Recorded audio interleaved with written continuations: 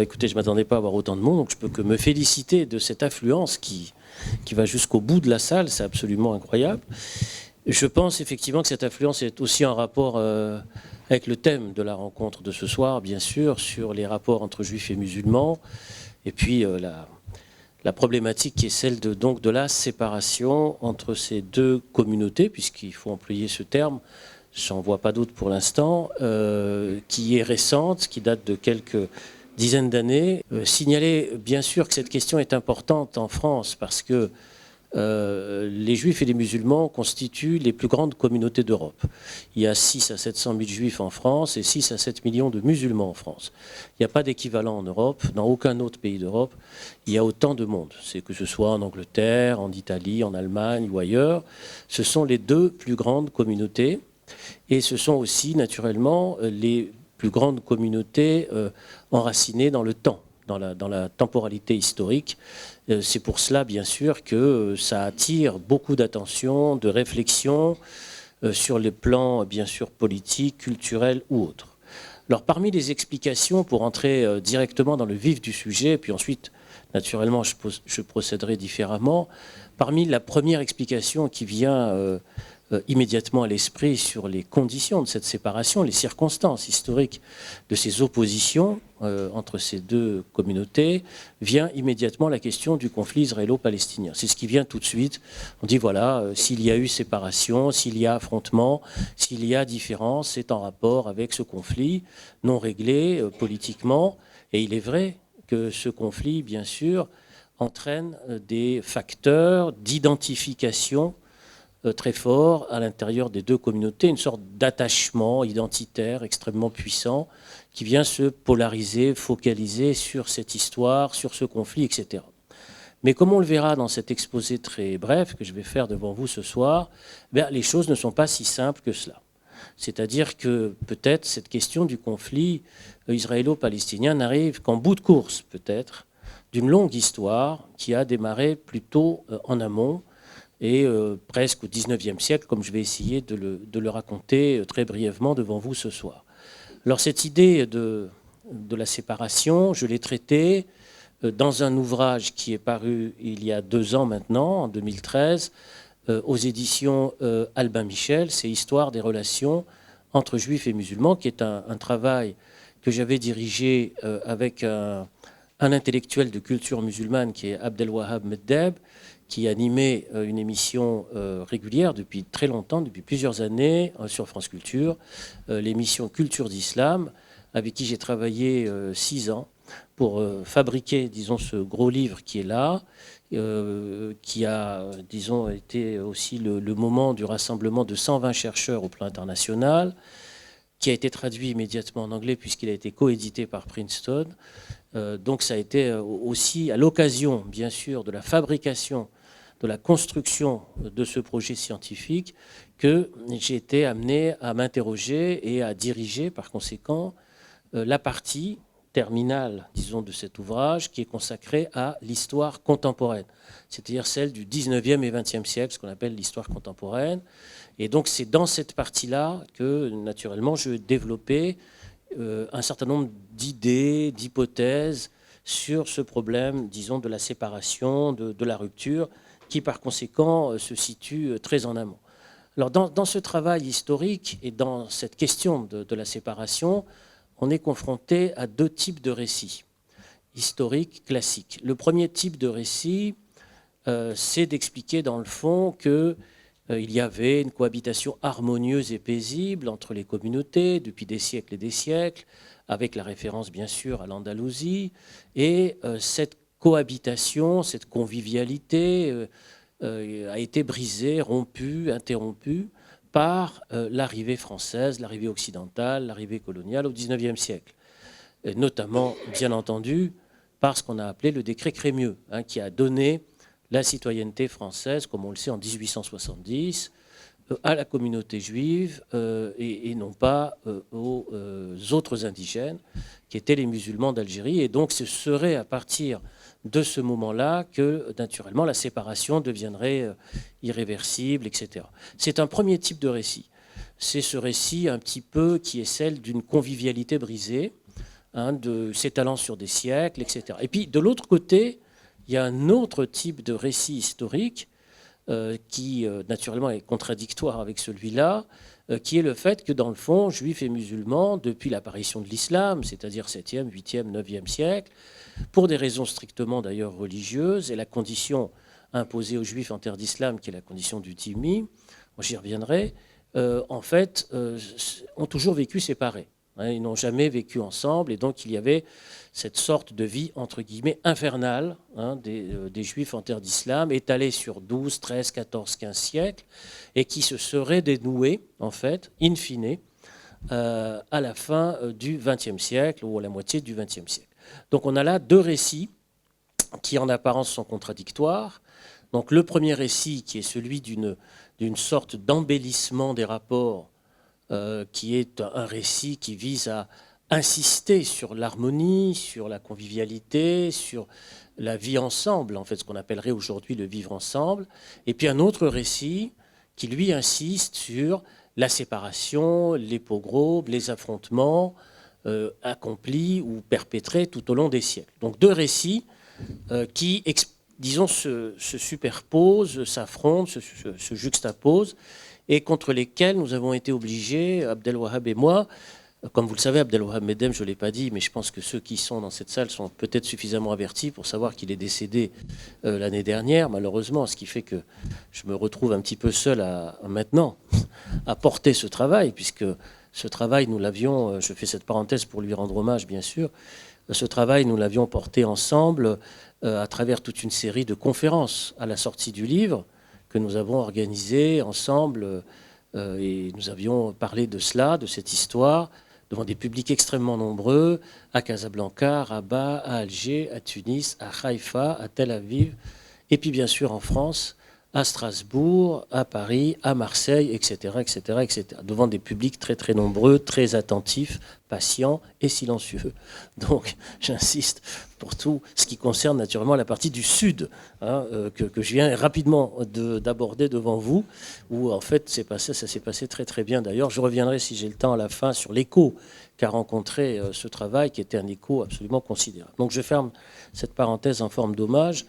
Donc pour en revenir à mon propos, c'est qu'avec Abdelwahab, nous avions donc cette double difficulté, c'est-à-dire d'affronter dans le fond deux récits qui s'opposaient alors qu'ils ne sont pas forcément contradictoires. Ils ne sont pas fondamentalement peut-être contradictoires dans la mesure où, bien sûr, qu'il y avait à la fois cette convivialité, cette existence commune, bien sûr, sur des siècles, mais aussi des éléments très forts de conflictualité et de séparation. Donc il y avait par conséquent à essayer de trouver une pensée historique, un récit historique du juste milieu qui permettrait bien sûr d'approcher au plus près possible de la restitution des faits historiques, ce qui est le travail bien sûr des historiens.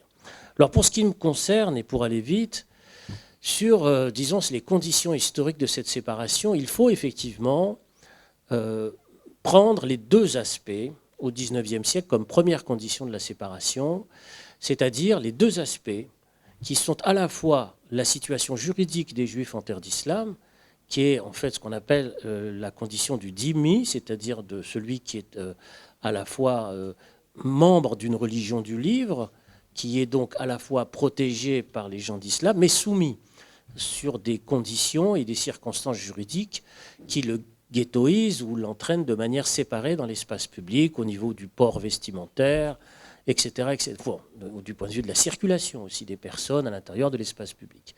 Donc à la fois soumis et protégé en terre d'islam, qui est la condition du dhimmi. Et puis il y a bien sûr l'arrivée française, l'arrivée occidentale, l'arrivée européenne en terre d'islam. C'est-à-dire que les deux aspects, à mon sens, cohabitent. Les deux aspects doivent être pris en compte.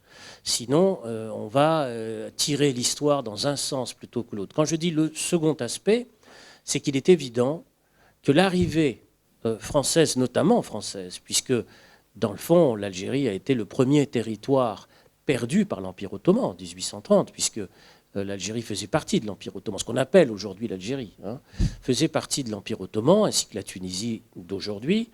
Et ces territoires de l'Empire ottoman ont été perdus, l'un en 1830, l'autre en 1883, et cela a entraîné, disons, des convulsions, des effervescences, disons, politiques et culturelles considérables en Orient, considérables dans ce qu'on appelle les terres d'islam. Pourquoi ?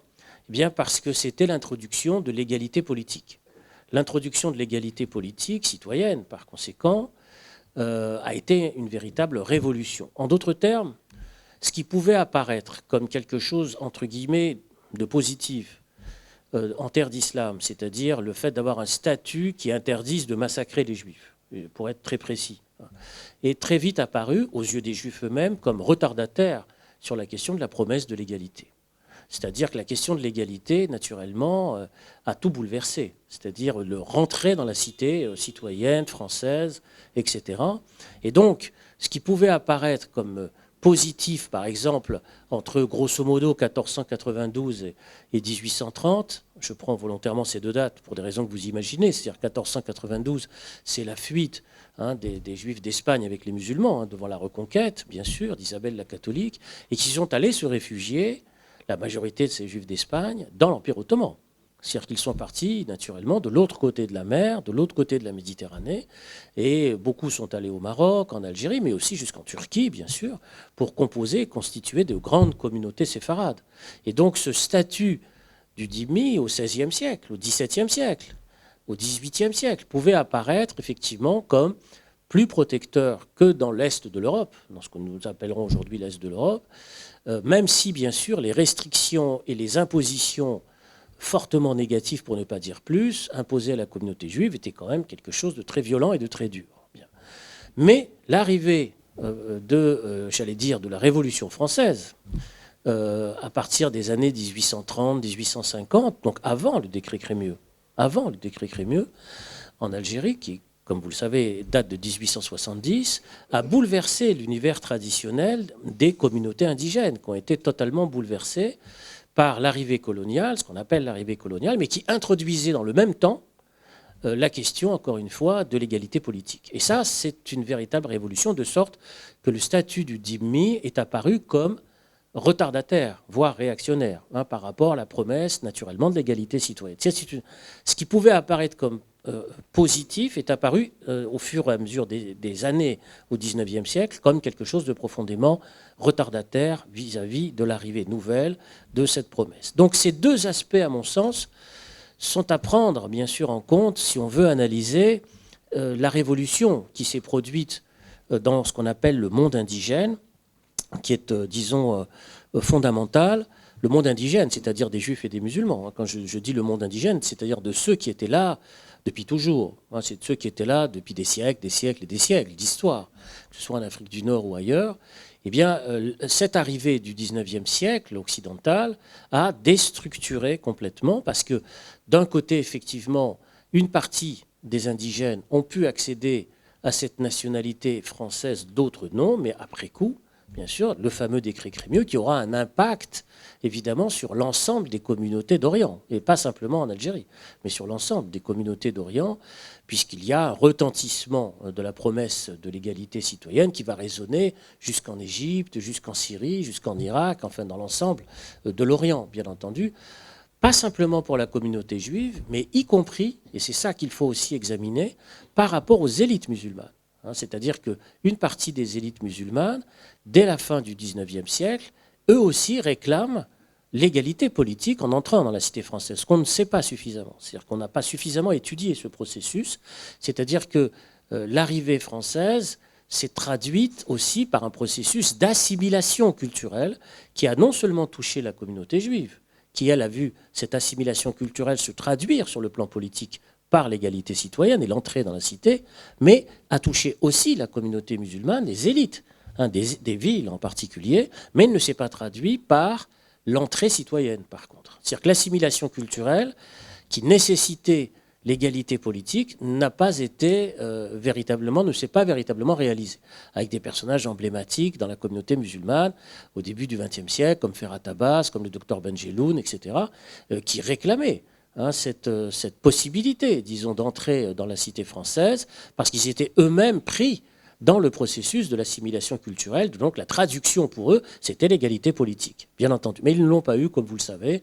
Et un personnage comme Ferhat Abbas est passé d'une position dite assimilationniste, c'est-à-dire d'entrer dans la cité française, à une position de rupture, c'est celle de l'autonomie, puis celle de l'indépendance, hein, donc du nationalisme algérien, puisqu'il va présider ensuite le FLN à partir de 1958. Donc ces questions-là sont des questions très lourdes, sont des questions extrêmement importantes, parce qu'on a, dès la fin du XIXe siècle, les conditions posées d'un rapport, disons, à l'Occident très particulier. C'est-à-dire que juifs et musulmans, dans le fond, vont se séparer sur le plan juridique, bien entendu, mais ils vont concevoir leur rapport, disons, à la France, à l'Occident, etc., de manière différente, hein, puisqu'on a effectivement l'arrivée européenne, hein, qui va provoquer, disons, une attraction, qui va provoquer aussi l'arrivée d'idéologies, hein, politiques en Terre d'Orient, hein, à la fin du XIXe et au début du XXe siècle, puisque toutes les communautés, entre guillemets, indigènes sont frappées, pourrait-on dire, par l'arrivée d'idéologies comme celle du socialisme, du républicanisme, de la psychanalyse, du communisme et naturellement du nationalisme.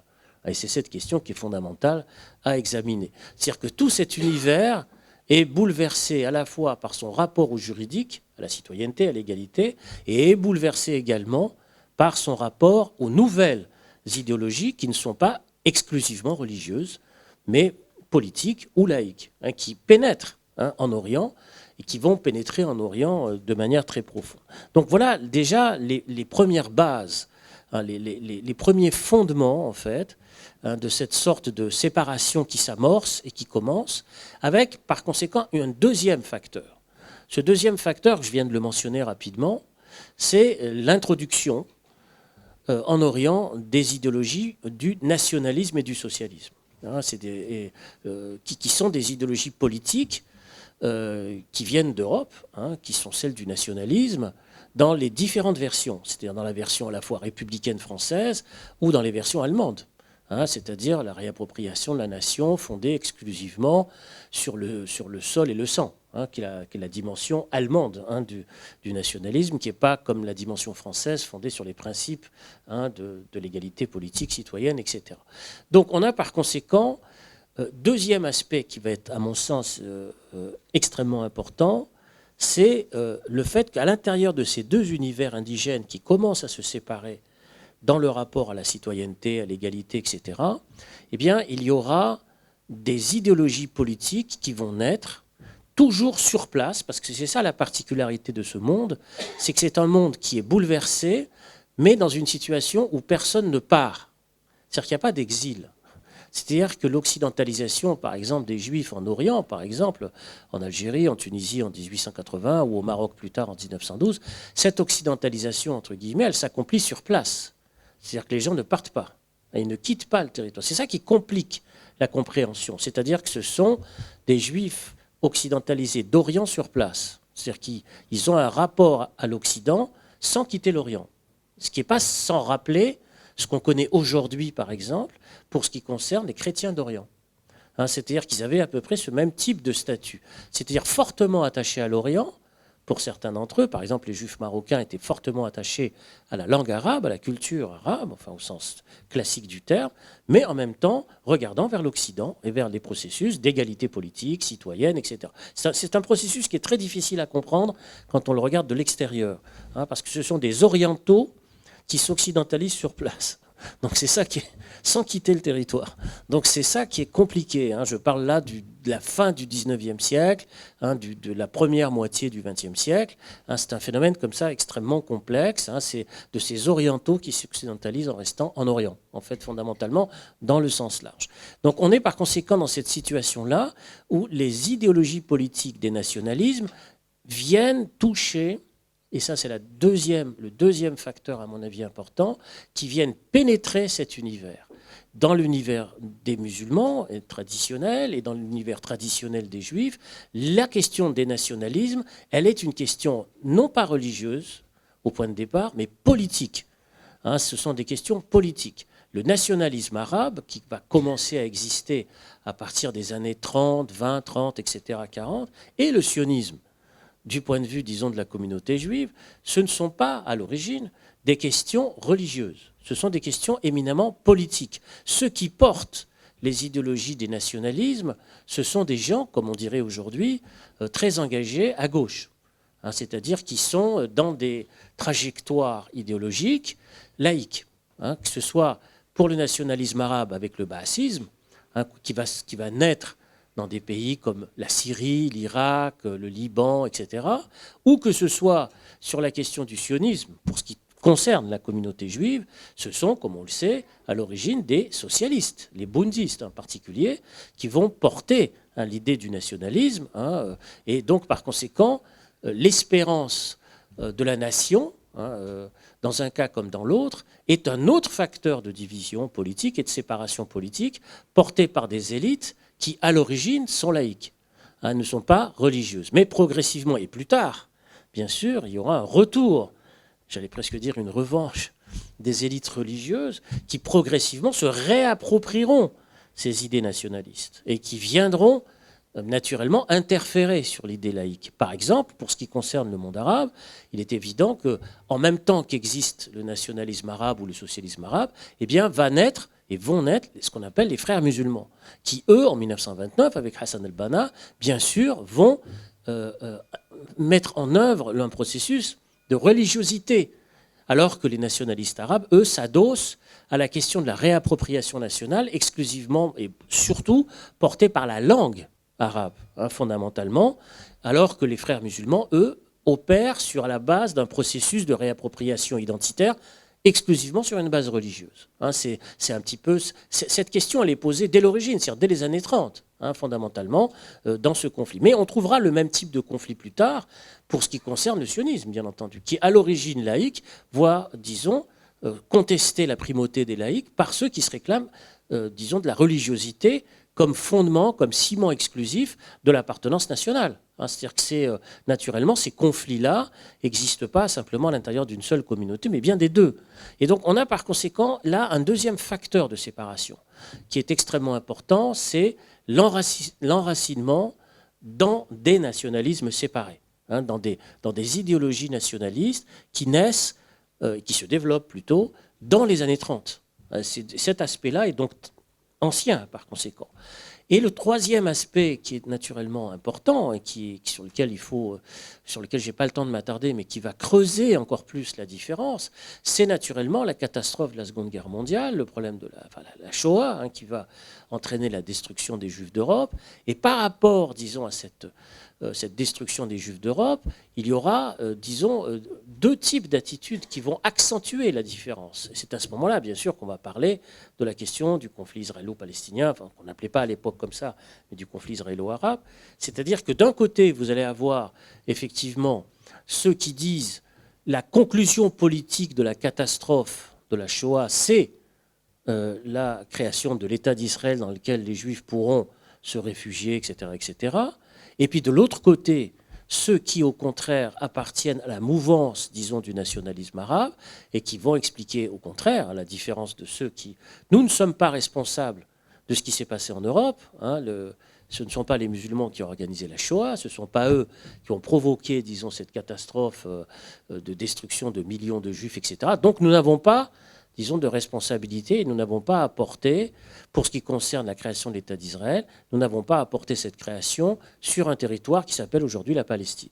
Et donc là, vous allez avoir effectivement à ce moment-là, à partir, disons, de tout ce que j'ai évoqué hein, au préalable, hein, parce que la séparation elle était déjà bien installée quand même, hein, depuis pratiquement un siècle, hein, et bien à ce moment-là, bien sûr, vous allez avoir la séparation effective, cette fois-ci visible. C'est-à-dire spectaculaire, c'est-à-dire visible hein, dans l'espace public à partir, bien entendu, des années 50.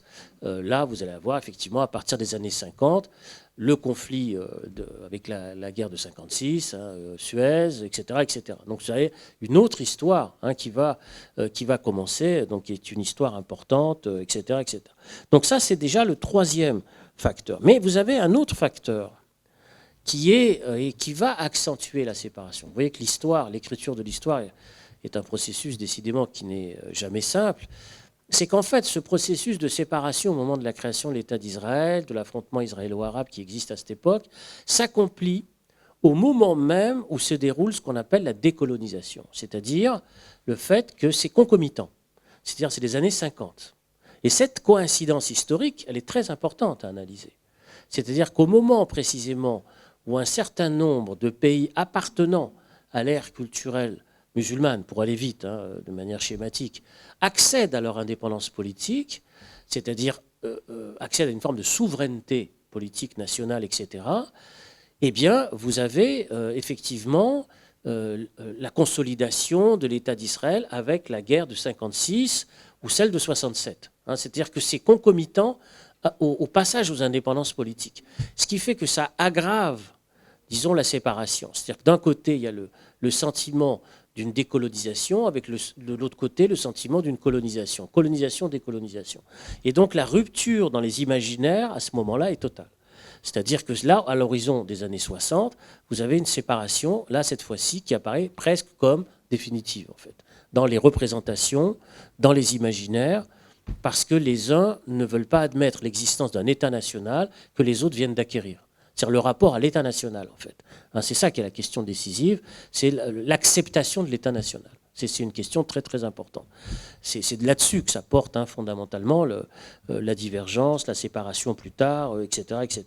Et donc, on est par conséquent dans une situation d'installation de cette séparation dès la fin des années 60, bien sûr, surtout après la guerre de 67, où là, cette fois-ci, là, on peut dire que, dans le fond, tout ce qui s'est accumulé comme sédimentation, comme séparation, comme rapport à l'Occident, comme rapport à la citoyenneté, comme rapport, disons, à la France aussi, ou à l'Occident au sens large, vient se dénouer à la fin des années 60, au début des années 70. Mais dans des situations qui vont se compliquer considérablement. Pourquoi ? Elles vont se compliquer parce que, dans le fond, à partir de ces années-là, c'est-à-dire des années 50, 60, 70, la plupart des Juifs qui vivaient en terre d'islam, la plupart des communautés juives qui vivaient en terre d'islam depuis des siècles, pas simplement depuis, eh bien, vont quitter ces terres d'islam. Et dans le même temps, vous allez avoir des communautés dites musulmanes, en fait maghrébines fondamentalement, qui vont venir s'installer en Europe, et en France en particulier. Donc vous avez là aussi une coïncidence dans l'aggravation des représentations, qui est l'arrivée, disons, en France et en Europe au sens large, de communautés maghrébines, et le départ des Juifs, des derniers Juifs, des terres d'islam. Et donc vous avez cette espèce d'aller-retour, de va-et-vient, disons, historique, qui s'installe, disons, tout au long des années 60, 70, 80. C'est-à-dire cette sorte de circulation qui, naturellement, ne favorise pas, bien sûr, les retrouvailles, qui ne favorise pas, bien sûr, le fait d'essayer de trouver des passerelles, puisqu'il y a cette espèce de circulation de départ d'un côté et d'arrivée de l'autre. Dans la coïncidence historique, c'est quand même quelque chose, disons, d'assez frappant. Alors, on est dans une situation, bien sûr, difficile, parce que les représentations, les imaginaires qui vont s'installer à partir des années 70-80, 1970-1980, s'installent dans des situations qui vont se compliquer un petit peu plus en France. Oui, ça se complique encore plus. À chaque fois que j'avance sur 10 ans, il y a une complication, donc ça devient compliqué vraiment. Dans une situation qui se complique en France, qui est celle du modèle républicain en crise. C'est-à-dire que cette circulation, ce va-et-vient, ces problèmes de rapport à l'État-nation, enfin, toutes ces questions que je viens d'évoquer devant vous, eh bien, elles vont, dans le fond, venir s'aggraver dans une situation où le modèle républicain, dans les années 80, 90, a du mal, disons, à se redéfinir par rapport à des exigences nouvelles qu'on qualifie aujourd'hui de communautaristes et qui sont celles de l'appartenance à la République, tout en restant fidèle aux communautés d'origine, en n'abandonnant pas le lien avec la communauté d'origine. Ça, c'est nouveau. C'est-à-dire qu'il n'y avait pas, disons, ce sentiment, disons, qui pouvait exister, etc., puisque, comme vous le savez, le modèle républicain français avait fonctionné jusqu'alors sur le principe de ce qu'on appelle l'assimilation, même si c'était essentiellement dans l'espace public, pas forcément dans l'espace privé d'ailleurs. Parce que dans l'espace privé, bien sûr, il y avait une préservation des conditions d'origine, du rapport à ses parents, à la langue, à ses grands-parents, traditions culinaires, etc., etc. Mais tout au moins, c'était, disons, cette sorte d'enracinement du modèle républicain dit assimilationniste dans l'espace public. La nouveauté, c'est que ce qui était contenu dans l'espace privé jusqu'à présent, c'est-à-dire la fidélité à des origines, a débordé dans l'espace public. C'est ça la grande nouveauté. C'est-à-dire que ce qui était contenu dans l'espace privé, qui a toujours existé, par parenthèse, que ce soit les Italiens, les Polonais, les Portugais, les Juifs d'Europe centrale, enfin j'en passe et des meilleurs, eh bien cette fois-ci, il y a eu cette sorte de débordement de l'attachement, de l'expression de cet attachement, du vocabulaire, des pratiques, etc., dans l'espace public. Et ça, c'est nouveau pour la société française. C'est quelque chose d'original, de singulier, qui est un défi, bien entendu, nouveau, etc., de ce qu'on a appelé le multiculturalisme, de fait, à l'œuvre dans la société française depuis maintenant 30 ans, 40 ans, de fait. Alors même si on réaffirme les principes, même si on dit il y a les valeurs de la République, il faut les respecter, on fait des séminaires, des colloques, on sort des textes, on sort des livres, on fait des émissions de télévision, tout ce que vous voudrez, le fait est, c'est que dans l'espace public, et j'y insiste, eh bien, le multiculturalisme est à l'œuvre. Il suffit de prendre le métro. Bon, évidemment, si on reste en surface, on le voit peut-être moins, mais si vous descendez dans le métro, vous voyez le multiculturalisme à l'œuvre. C'est pas compliqué. Donc vous avez beau écrire des textes théoriques contre le multiculturalisme, le fait est, c'est que lui continue de se développer dans la pratique. Donc c'est un défi tout à fait nouveau, et donc l'affrontement, la séparation, naturellement, entre ces deux plus importantes communautés d'Europe, comme je viens rapidement de le dire, eh bien, est installé et adossé, par conséquent, à toute cette histoire intérieure sur fond de crise d'un modèle républicain et a débouché, comme vous le savez, avec une rapidité, notamment à travers ce qu'on a appelé les intifadas de 87, 2000, etc., dans les banlieues, dans la séparation, etc., jusqu'à la tragédie que vous connaissez tous, c'est à côté de chez vous, sur l'hypercachère, bien entendu, donc je n'insiste pas sur cette question-là. Alors, le grand problème, dans le fond, pour ne pas être trop long et pour qu'il y ait plutôt une discussion, et puis aussi parce que je suis fatigué, entre nous, c'est est-ce que dans le fond, cette séparation, elle est irrémédiable, elle est difficile, est-ce qu'elle est insurmontable, etc. Il y a deux façons de prendre ce problème. La première façon, c'est de dire dans le fond, elle est insurmontable. C'est inscrit dans l'histoire depuis toujours, donc il n'y a pas grand-chose à faire. Donc il y a une sorte d'installation dans une guerre de mémoire qui tient à une sorte d'essentialisme historique et religieux, donc c'est fini, c'est trop tard, c'est fini, donc il n'y a plus grand-chose à faire. C'est une première attitude, disons, et qui se développe, et qui est très importante dans la société française d'aujourd'hui. C'est cette attitude-là qui est majoritaire dans la société française. Et puis il y a une seconde attitude que moi, naturellement, j'essaye de porter, mais de manière très minoritaire, c'est de dire que non, c'est pas irrémédiable et c'est pas trop tard. La preuve, par exemple, c'est l'écho qu'on a rencontré dans ce livre que nous avons dirigé ensemble avec Abdelwahab Meddeb, c'est-à-dire cette histoire, j'allais presque dire ancestrale, entre juifs et musulmans, qui ne peut pas totalement disparaître et s'effacer parce que c'est une histoire de plusieurs siècles. Ce n'est pas une histoire de quelques années, etc. C'est une histoire de plusieurs siècles, à travers la langue, à travers la culture, à travers, disons, la musique, à travers les traditions culinaires, à travers une façon d'être, un rapport au monde, bref, un rapport à l'Orient, au sens large. Et ça ne peut pas s'effacer comme par enchantement, et simplement parce qu'il y a un conflit politique. Et l'écho qu'on a rencontré à la sortie de ce livre, puisqu'on en a vendu 20 000 quand même en espace d'un an, ce qui est énorme, compte tenu du prix du livre, puisqu'il coûte 60 €, donc c'est quand même pas à la portée de tout le monde. Or, il y a eu un écho extraordinaire, y compris au Maghreb, puisque je mentionnais tout à l'heure toutes les villes que nous avons traversées, ce qui veut dire qu'il n'y a pas simplement une nostalgie de ce qui a été et qui a disparu, c'est qu'il y a une volonté, disons, de garder ce lien. Il y a une volonté de garder ce lien. Et dans les publics très nombreux à chaque fois, la preuve ce soir, qui vient, c'est qu'il y a ceux qui cherchent à comprendre le pourquoi de cette séparation, mais dans le même temps, il y a ceux qui sont confrontés aux questions des nouvelles générations et qui cherchent l'Orient quelque part, et qui cherchent l'histoire, qui cherchent une mémoire longue, et qui ne peut pas être une mémoire de la durée très courte et de l'affrontement immédiat. Et c'est sur cette volonté-là des nouvelles générations qui cherchent absolument à s'inscrire dans la temporalité longue qu'existe la possibilité de garder des liens et donc de reconstruire des liens. Donc ça veut dire plus de savoir, ça veut dire expliquer davantage et transmettre davantage cette histoire, parce que pour l'instant, ce qui se transmet, c'est uniquement des logiques d'affrontement et de séparation, et non pas du tout ce qui a pu se passer pendant des siècles, etc. Et même, ce qui ne se transmet pas, c'est pourquoi et comment et dans quelles conditions. Ce que j'essaie de faire devant vous ce soir, cette séparation a pu se produire. Il n'y a pas une seule cause, il n'y a pas une seule explication, mais il y en a plusieurs.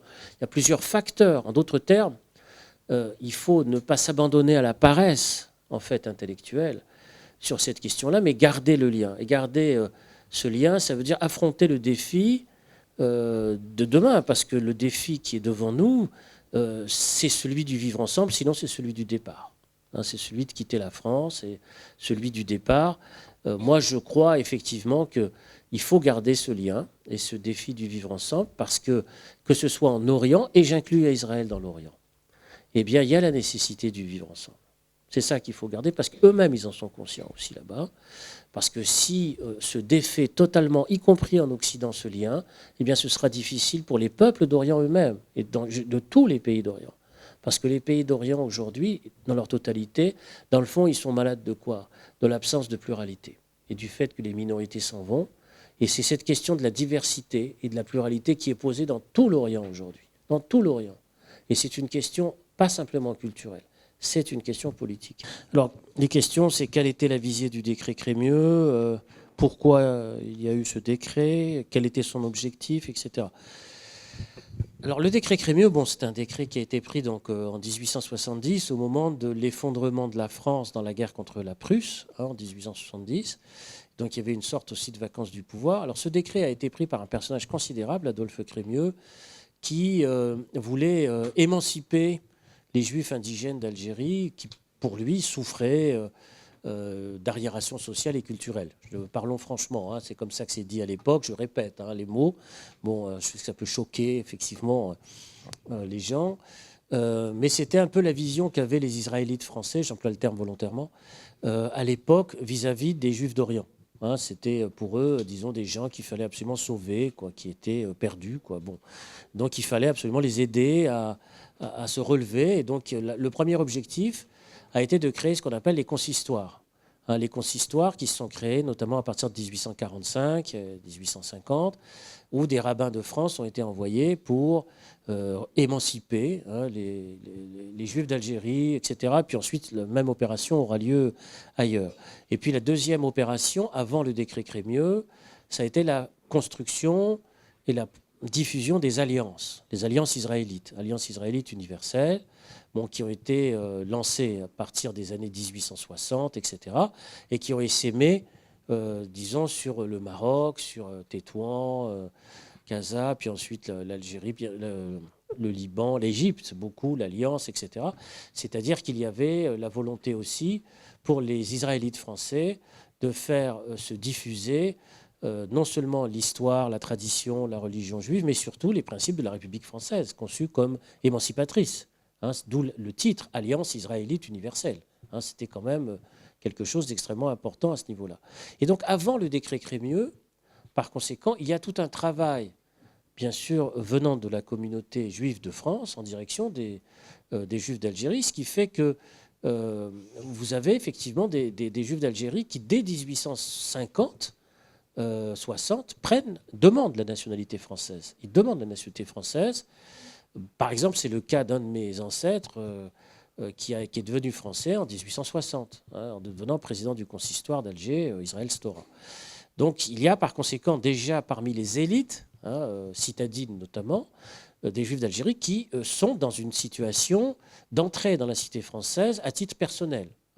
On trouve le même processus, j'insiste là-dessus parce que on trouve le même phénomène et chez les élites citadines musulmanes, qui eux aussi réclament, disons, l'entrée à titre individuel, à titre personnel, etc. Et alors, en 1865, c'est-à-dire 5 ans avant le décret Crémieux, il y a un senatus consulte qui est décidé, promu par Napoléon III, et qui va donner la citoyenneté française aux indigènes, c'est-à-dire musulmans et juifs, à une condition, c'est qu'ils refusent et qu'ils refusent ce qu'on appelle le statut personnel, c'est-à-dire la loi mosaïque pour les juifs et la charia pour les musulmans, et qu'ils acceptent le principe de passer par les tribunaux civils pour ce qui concerne notamment l'héritage. Alors ça, par conséquent, ça a été refusé par une majorité des indigènes, pour aller vite. Il n'y a que quelques centaines, disons, de membres des deux communautés, quelques dizaines chez les juifs, quelques centaines chez les musulmans, qui ont accepté de renoncer, disons, à ce statut personnel. Donc, à partir de ce moment-là, Crémieux, qui était un personnage très influent, très important, etc., a décidé d'octroyer, disons, la nationalité française sans passer par la décision individuelle. C'est-à-dire qu'il n'y a pas de décision individuelle. Ils sont de fait français.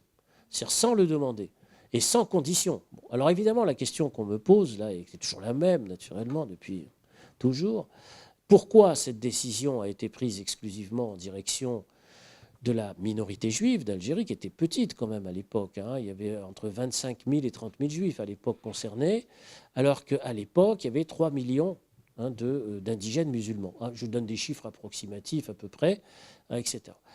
Alors là, ça obéit à une stratégie politique, bien entendu. Non pas la volonté de Crémieux. Crémieux était sincèrement persuadé qu'il fallait aider les Juifs d'Algérie à s'émanciper, à sortir des ténèbres, parce qu'il était franc-maçon. Donc pour lui, la religion, c'était l'obscurantisme total. Donc il fallait aider tout ça à sortir des trucs rabbins et tout ça. Et il était persuadé qu'il fallait les aider à sortir de leurs conditions. Donc Crémieux était sincèrement convaincu de ça. Mais la décision politique qui est prise par les autorités françaises à l'époque, dans leur globalité, et appuyée notamment par les responsables militaires sur place, de l'armée française qui était sur place, c'est d'essayer, disons, d'avoir une minorité indigène servant d'intermédiaire par rapport à la masse des indigènes musulmans. Alors il y avait eu déjà ces tentatives qui avaient été faites par l'armée française en 1835, 1840, 1850, qui était d'utiliser les indigènes juifs d'Algérie comme des interprètes, comme des officiers de l'armée, en fait, pas un rang très important, soyons honnêtes, parce qu'ils ne peuvent pas non plus. Mais le maximum, après 30 ans, c'était capitaine, mais alors, à la fin de sa vie, vraiment, le type avant de mourir, quoi. Bon.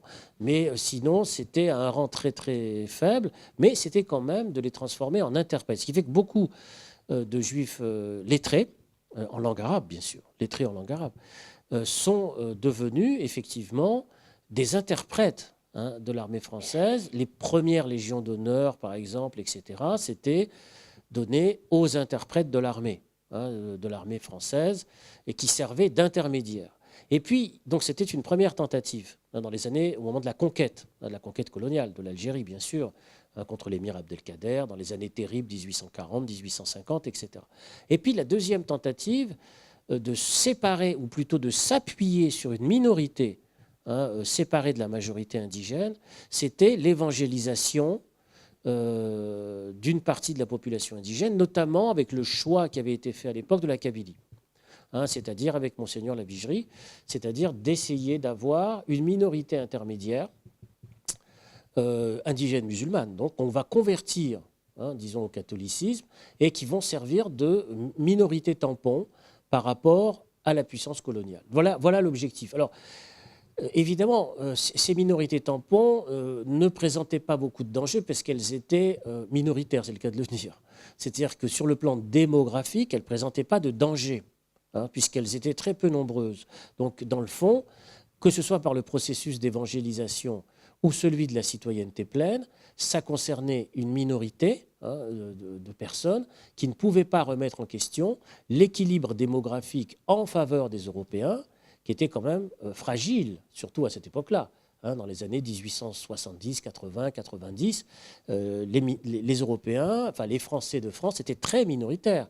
puisqu'en fait, ce qu'on appelait les Européens déjà à l'époque, majoritairement étaient composés d'Espagnols, d'Italiens et de Siciliens. C'était ça, les Européens. Hein, fondamentalement, les Français de France étaient minoritaires par rapport aux autres. Et alors, il y a eu, d'ailleurs, par parenthèse, pour approfondir cette question historique, c'est que sur la question des Européens, qui étaient en déséquilibre démographique par rapport aux indigènes musulmans, c'est qu'il y a eu un autre décret qui est passé inaperçu dans l'imaginaire français, mais qui est tout aussi important que le décret Crémieux, qui était le décret de 1889. Le décret de 1889, c'est le décret qui accorde automatiquement, sur le même principe que Crémieux, la nationalité française aux étrangers européens sur la base en fait de l'acceptation religieuse, enfin sur la base de la reconnaissance religieuse chrétienne. C'est-à-dire les Européens, c'est-à-dire les Italiens et les Espagnols, qui deviennent automatiquement français en 1889. Puis ça, on n'en parle pas. On parle surtout du décret Crémieux tout le temps, du matin jusqu'au soir, parce qu'on dit c'est la séparation, etc. Mais en fait, on a le même type de décret et on va identifier ceux qui deviennent français automatiquement par identification religieuse. C'est-à-dire, si on est juif sur un non-juif, qu'on se déclare juif, on devient français. Et si on est un Européen catholique espagnol, on devient français. En 1889. Par parenthèse, on est loin de la République, là. Je ne sais pas si vous voyez, là, quand même. C'est loin, loin, loin, là, tout ça, quand même. Hein. Parce qu'on parle beaucoup de la République en France. Hein. Toujours, la République, qu'on vénère, l'assimilation, se détacher totalement des origines, tout donner à la personne, rien donner à la communauté, enfin Clermont-Tonnerre évidemment, que tout le monde connaît. Mais alors qu'est-ce que c'est que ce truc-là, là, où on donne les nationalités exclusivement, disons, en rapport avec des filiations religieuses? C'est quand même bon. Alors évidemment, la question de Crémieux va profondément être importante parce que les élites indigènes musulmanes, notamment les chefs de tribus, vont se révolter quand même, bon, parce qu'elles disent elles ont peur du séquestre de leurs biens. Ensuite, les Européens, ce qu'on appelle les Européens entre guillemets, dès les années 1890, 95, 1895, 1900, vont immédiatement réclamer l'abrogation du décret Crémieux. Pourquoi ? Bien parce qu'ils disent tout simplement, si vous donnez à une minorité la nationalité française, eh bien les autres indigènes vont la réclamer. Donc il faut l'abroger. Je veux dire, il y a une logique là-dedans hein, qui est très claire. Et il va y avoir des émeutes anti-juives très violentes à Oran en 1898 qui vont être spectaculaires au moment de l'affaire Dreyfus. Hein, parce que, en fait, la majorité des Européens d'Algérie, à cette époque-là, sont anti-Dreyfusards, puisque le député d'Alger, c'est Édouard Drummond, qui est député d'Alger. Donc là, on ne peut pas faire mieux. Hein, c'est clair, net et précis. Lui, c'est un grand théoricien anti-juif, quoi. Bon, et c'est clair. Bon. Et dans des villes comme Constantine, effectivement, vous avez un maire, plus tard, qui s'appelle Émile Morino, qui est maire de la ville de Constantine, qui, lui, a un journal, enfin bon, qui sort toutes les semaines, et dont le titre est très simple, c'est l'anti-juif. Donc moi, c'est très clair, c'est net. Alors Morino, lui, il a fait campagne toute sa vie pour l'abrogation du décret Crémieux. C'était l'objectif de l'extrême droite française européenne à cette époque-là, dès les années 1890, 1900, 1914, 1920, 39, et arrive 1940. Et alors, le 3 octobre 1940, évidemment, la première mesure que prend Pétain, c'est l'abrogation du décret Crémieux, enfin, tant réclamé par sa clientèle électorale, en fait, hein, qui le soutient, qui le porte au pouvoir, etc.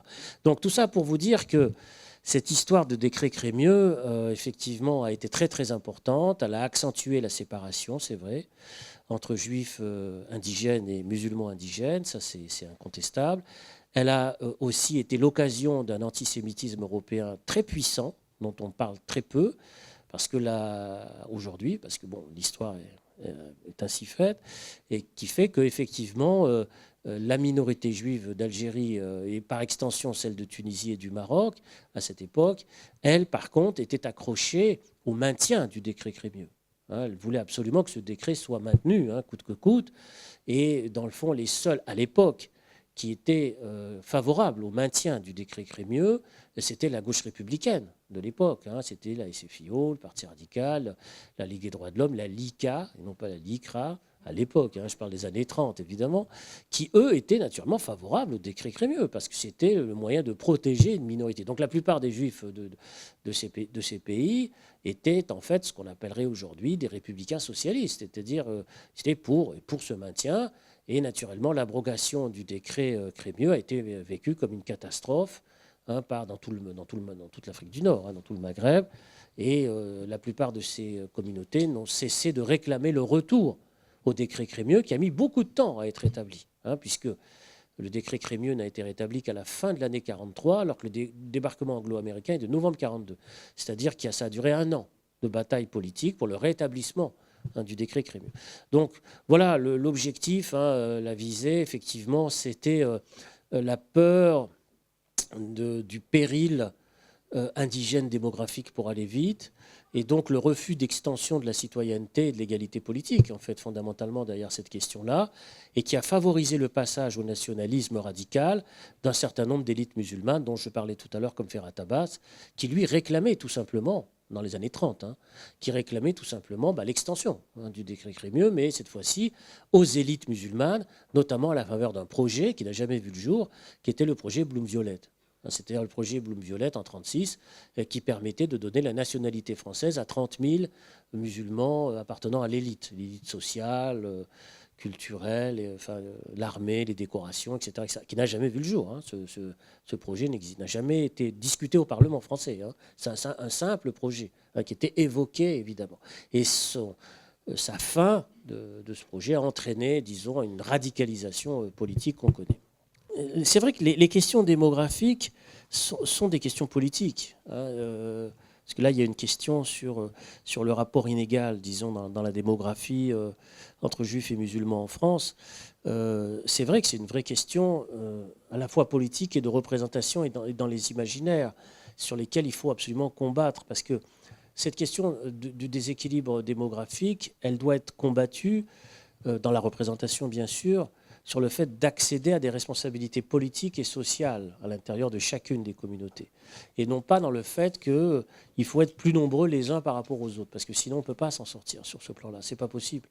La question, c'est l'accès aux responsabilités politiques à des conditions égales. Et cette bataille-là, en France, on la connaît. C'est une bataille qui est passée à un moment donné, par exemple sous la présidence de Nicolas Sarkozy, sur le fait ou non d'accepter ce qu'on appelle la discrimination positive, puisque c'est le mot qu'il avait avancé à l'époque, en 2007, 2008, 2009. Ensuite, il a abandonné, parce qu'il change beaucoup de trucs.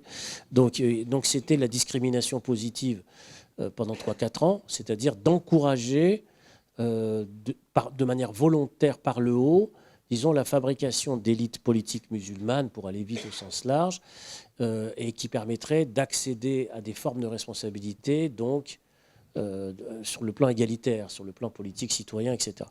Bon, cette proposition, maintenant, elle est pratiquement abandonnée, j'allais presque dire, par toutes les forces politiques aujourd'hui. On ne parle plus de discrimination positive, de fait d'encourager sur la base d'une origine l'accès à des responsabilités dans les syndicats, les partis politiques, les mouvements associatifs ou autres. C'est une condition qui n'existe plus parce qu'il y a un durcissement, à mon avis, politique, alors que c'était une idée quand même sur laquelle héritage naturellement du modèle américain, la discrimination positive, mais qui a été rejeté aujourd'hui, sur lesquels on pourrait revenir. Alors pour aller vite, il y a d'autres questions. Abdenour Bidar. Oui, bien sûr, parce qu'Abdenour Bidar était un ami d'Abdelwahab Meddeb, mais moi je connais son livre, bien sûr, qui est sorti dans la même collection que le grand livre qu'on a fait avec Abdelwahab. La grande question pour moi, c'est celui de l'installation dans l'espace public, politique et culturel, j'allais presque dire universitaire français, d'élites musulmanes culturelles qui puissent, comme lui, comme Bidar, comme d'autres, porter une parole à la fois scientifique, rationnelle, équilibrée et religieuse aussi, parce qu'il faut parler aussi en tenant compte des histoires singulières, spécifiques, et il faut les maîtriser, il faut naturellement les connaître. Tant qu'il n'y a pas d'installation de ce qu'on appellerait une société civile avec des élites politiques suffisamment identifiables et reconnues comme telles à l'intérieur de la société, alors c'est très difficile d'avoir des plaidoyers sur la République, sur la fraternité, etc. Or, la question, c'est que ça demande du temps. C'est-à-dire que la fabrication des élites intellectuelles, ça ne peut pas obéir à des temps médiatiques. C'est-à-dire du style, je passe au grand journal 4 minutes 30 et le lendemain, je suis le représentant de la communauté en mouvement. Ça ne peut pas exister, ça. C'est-à-dire que c'est à la faveur, disons, d'un travail très enraciné dans la durée que peuvent émerger des élites culturelles et politiques. Je disais, par exemple, je ne sais plus dans quelle émission, qu'en France aujourd'hui, il n'y a que 4 professeurs d'histoire contemporaine du Maghreb dans toute l'université française. C'est tout. C'est pas beaucoup, hein. C'est pas beaucoup, hein. Donc, comment voulez-vous, à partir de ce moment-là, rattraper le retard dans la mesure où il y a des groupes, eux, par contre, qui fonctionnent sur la base de raccourcis, sur la base de l'identité, de ce qu'on appelle l'intégrisme, du fanatisme, etc., qui, eux, fonctionnent de manière immédiate. Hein, ils n'ont pas besoin d'avoir des gens très cultivés. Hein. Bon, c'est un slogan, c'est un mode d'emploi, etc. Or, pour répondre à ce type d'argument extrêmement simple, simpliste, propagandiste, démagogique, etc., il faut être soi-même adossé à une grande culture. Et ça prend beaucoup de temps. C'est-à-dire connaître effectivement l'histoire du Maghreb contemporain, ça signifie connaître l'histoire des acteurs politiques, des programmes, des visées, des réussites et des échecs. Ça signifie aussi connaître le rapport à la France qu'ont pu avoir ces populations à des moments déterminés. Bref, ça implique toute une série, disons, de réflexions et de connaissances et de savoirs qui ne peuvent pas exister simplement à la faveur d'un temps médiatique court. Ce n'est pas possible. Et donc, il faut prendre la mesure de ça. Donc, il faut créer, j'allais presque dire, 50 postes de professeurs d'histoire contemporaine du Maghreb et de l'islam. Alors, si on dit ça aujourd'hui, on dit « Ah là là, il veut introduire l'intégrisme à l'école ». Bon, alors, on ne s'en sort pas. Parce que si ce ne sont pas des laïcs qui connaissent l'histoire du Maghreb contemporain et de l'islam, si ce ne sont pas des, comment dirais-je, des universitaires, des scientifiques, etc., en nombre important, alors eh bien, ce sont les religieux, les intégristes qui, eux, s'en empareront et qui diffuseront ce savoir. Donc la polémique sur, enfin de mon point de vue, hein, sur il ne faut pas du tout apprendre les religions à l'école, c'est complètement, pour moi, c'est une polémique totalement dépassée. Parce qu'aujourd'hui, dans la pratique, dans la façon d'être, etc., ceux qui propagent les idées religieuses, ce sont exclusivement presque ceux qui appartiennent au registre de l'intégrisme religieux. Mais il y a très peu de laïcs qui sont capables, disons, d'apporter des réponses. Donc ça veut dire qu'il faut revaloriser les instituts de formation des maîtres, il faut revaloriser la connaissance, la diffusion de la langue arabe, connaître ce qui s'est passé réellement dans cette histoire sur la longue durée, donc d'où l'intérêt d'un livre comme celui qu'on avait fait avec Abdelwahab Meddeb, etc. C'est-à-dire que c'est tout un travail de longue haleine. C'est-à-dire que la France est confrontée à un défi, où je le disais tout à l'heure, elle a 2 grandes communautés sur son sol, ben, il faut connaître leur histoire. Bon, l'Algérie d'aujourd'hui, il y a 38 millions d'habitants, bon, il y a des intellectuels, il y a des problèmes, il y a des généraux, il y a de l'autoritarisme, tout ce que vous voudrez, etc. Mais la seule question qu'on vous pose quand vous rentrez d'Algérie, c'est est-ce que Bouteflika parle ? C'est tout. Est-ce qu'il marche ? C'est tout. Bon. Vous avez rencontré des intellectuels, des journalistes, des écrivains, des philosophes, des gens qui se battent, des femmes. Enfin, vous voyez ce que je veux dire. Bon. Mais quand vous rentrez ici, la seule chose qui est intéressante, c'est ça. C'est tout. Donc, qu'est-ce que vous voulez que je dise, moi ? On s'énerve, quoi. Ça, c'est énervant parce que, d'abord, parce que c'est humiliant pour les gens, disons, qui appartiennent à cette histoire, de tout réduire à ça, quoi. Je veux dire, bon, on les aide pas, on leur met la tête sous l'eau, quoi. Je veux dire, voilà, on vous renvoie une image absolument dingue de ça, quoi. C'est pas possible d'accepter ça. Et puis, d'autre part, ça veut dire qu'on ne sait rien de cette histoire. Si vous demandez aujourd'hui à quelqu'un de dire, bon, qui est le Premier ministre en Algérie, personne ne le sait. Personne, je ne vous pose pas la question. Hein. Bon, personne ne sait qui est le Premier ministre du Maroc aujourd'hui. Personne. Personne ne le sait. Je veux dire, par contre, si vous allez de l'autre côté de la Méditerranée, bah, tout le monde connaît Manuel Valls, je ne sais pas quoi, j'en sais rien, moi, j'ai déjà oublié, enfin, les ministres, enfin, bon, ils les connaissent, hein, mieux que moi. Je dis, ah bon, il est ministre, celui-là? Moi, je ne sais même pas, moi. Bon. Donc, il y a une inégalité, je veux dire, dans la connaissance et le savoir des uns sur les autres qui ne peut pas continuer comme ça. Parce qu'au Maghreb, aujourd'hui, il y a 80 millions d'habitants bientôt. C'est une grande force, un marché aussi, un gigantesque pour les entreprises françaises. Donc, on ne peut pas considérer qu'on va pouvoir rester une puissance économique, y compris sur le plan économique, hein, si on ne sait rien de l'histoire des autres en face. En face, ce n'est pas la Chine, hein, c'est en face. On ne sait pas, on ne connaît pas les élites politiques, on ne connaît pas les acteurs. Tout d'un coup apparaît un écrivain, Kamel Daoud. Ah tiens, d'où il sort celui-là? Mais ça fait 20 ans qu'il écrit.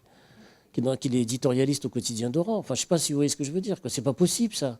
Je veux dire, on peut pas. Et il écrit en français, hein, donc c'est un francophone, enfin bon, qui publie de manière régulière, etc. Bon, enfin, je peux en citer d'autres parce qu'il y en a d'autres. Il y a Boualem Sansal, il y a Maïssa B. Enfin, je ne vais pas faire la liste, elle est longue, des écrivains algériens de langue française aujourd'hui, hein, qui vivent en Algérie d'ailleurs, hein, tous, hein, la plupart. Bon, et on ne peut pas continuer comme ça. C'est-à-dire que c'est en disant, dans le fond.